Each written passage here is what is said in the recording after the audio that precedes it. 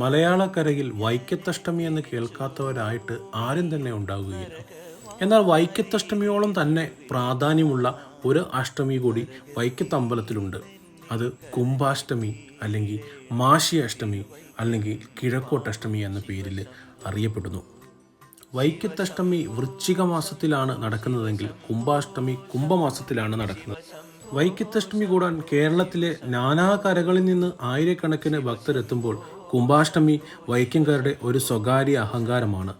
നാട്ടുത്സവം, നാട്ടുകാരുടെ മാത്രം അഷ്ടമി എന്നൊക്കെ വേണമെങ്കിൽ അതിനെ വിശേഷിപ്പിക്കാം. കുംഭാഷ്ടമി നാളിൽ വൈക്കത്തപ്പനും ഉദയനാപുരത്തപ്പനും ഒന്നിച്ച് വൈക്കം ക്ഷേത്രത്തിന് കിഴക്ക് ഭാഗത്തുള്ള വാഴമന, കൂർക്കശ്ശേരി, കള്ളാട്ടുശ്ശേരി എന്നീ ഭാഗങ്ങളിലേക്ക് എഴുന്നള്ളും. പഴയകാലത്ത് ഈ ഭാഗങ്ങളിലെ ഭൂമി വൈക്കത്തപ്പൻ്റെ ആയിരുന്നു എന്നും വർഷത്തിലൊരിക്കൽ ഈ ഭൂമിയും ഇവിടത്തെ വിളവുകൾ കാണുന്നതിനായി